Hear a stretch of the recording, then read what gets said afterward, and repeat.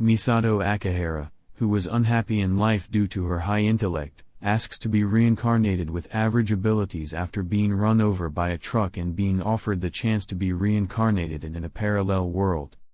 The girl, reborn as a noble named Adele von Asham, travels to the capital of Tiz under the alias Mile to begin a normal life.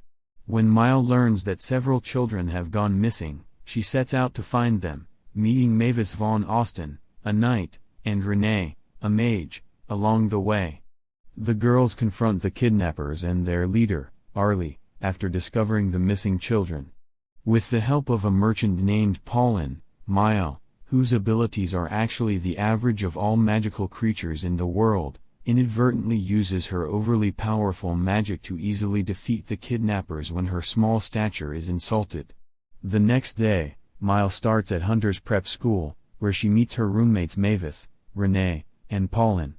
Mile tries to hide her abilities as classes begin in order to appear average, but this only makes her roommates suspicious of her. Mile decides to train the other girls to become stronger in the hopes of standing out less.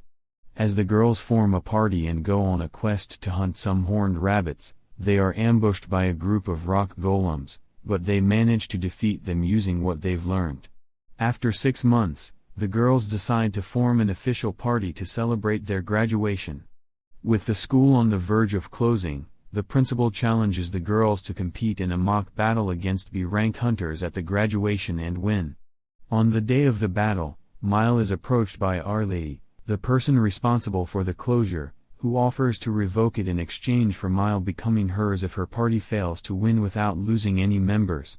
To their surprise, all the girls, Mavis, Paulin, and Renee, win their battles using the skills they've learned over the last 6 months. Arlie steps in to fight Mile in the final battle, but after witnessing Mile's power firsthand, she quickly surrenders. Crimson Vow begins to take hunter quests after graduation to help pay for their living expenses. They accept an assignment as guards for a caravan and easily defeat an attacking robber band and their wizard ally. Renee, on the other hand, reveals an excessive hatred for bandits.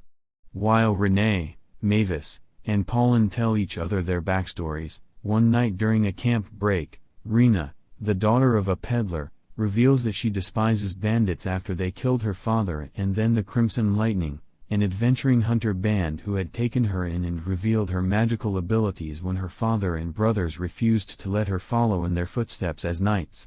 Mavis ran away from her noble home after her father, a wealthy merchant, was murdered in his business annexed by his ruthless head clerk, prompting her to become a hunter to avenge her father. Mile, for her part, recounts her life as Adele von Asham, including how her mother was murdered, and she was expelled from her home by her new stepmother. She met her first friends at Eklund Academy until an incident involving her magical abilities drew the king's attention, forcing her to flee and assume the identity of Mile. Crimson Vow's escorted merchants arrive safely at their destination, where they meet Anne, the old merchant's granddaughter. The merchants must deliver another shipment shortly after, but they are ambushed and murdered by bandits while on their way. Mile, Renee, Mavis, and Paulin follow Renee into the woods on her own, determined to avenge them. The girls figure out that the bandits are soldiers from the neighboring Alburn Empire sent to sabotage Amroth's trade revenues, and they defeat them all while preventing Rena from killing their leader. The old merchant is also found alive, having escaped the attack by chance, and is reunited with his granddaughter. Crimson Vow decides to take a break after their success on the road. Mile, looking for ideas, decides to go to the beach in sewn new bathing suits for herself and the other girls, causing a minor scandal when they turn out to be too revealing for this world's fashion sense. After spotting a soldier lurking in an alleyway, Paulin backs off from the group and disappears as they return to their inn. While Renee and Mavis receive a letter from Mavis's family informing them that her third eldest brother is marrying Paulin, just as they are wondering where Paulin has gone. However, this is just a ruse by her father's former head clerk and his friend Wout Boardman to form bonds with a prestigious family line, and they are holding her mother and younger brother hostage to ensure Paulin's cooperation.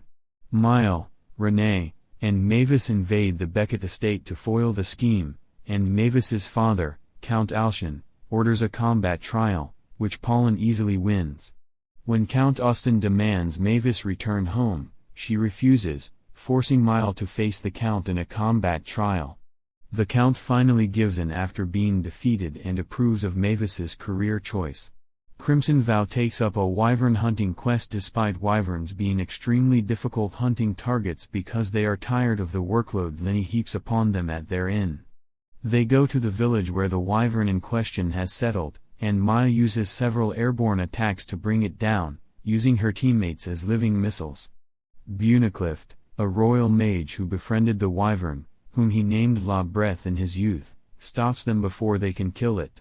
Crimson Vow realizes their long-held dream of erecting a private bathhouse on the inn's grounds thanks to the happy reunion of those two old friends and Bunnycliff's generous compensation of all parties involved.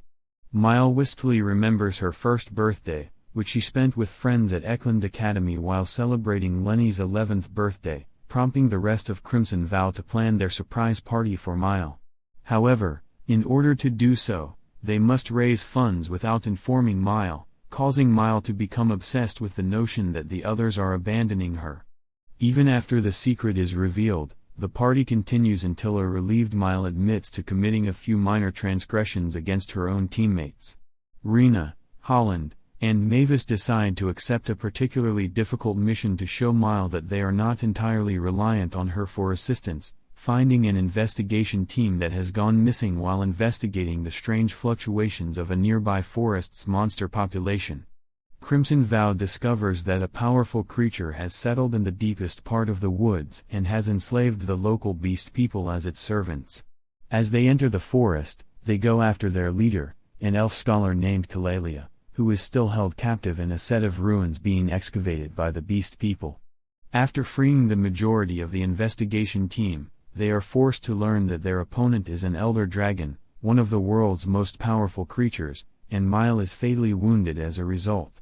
Mile recovers her magical power as she lies dying, mired in self-doubt. When she sees her friends fighting for their lives, she regains her determination and easily defeats the elder dragon and two of its congeners. Crimson Vow learns from the dragons that they were looking for the remains of a previous, more advanced civilization that died out when it could no longer develop. Despite their refusal to reveal their motives, Mile deduces that they and Nano, a relic of that lost culture, may be looking for that civilization's lost weapons in order to increase their power. Mile decides to go off on her own to figure out their plans and possibly save the world, only to find Renee, Paulin, and Mavis eagerly joining her on her new adventure. Like and subscribe. See you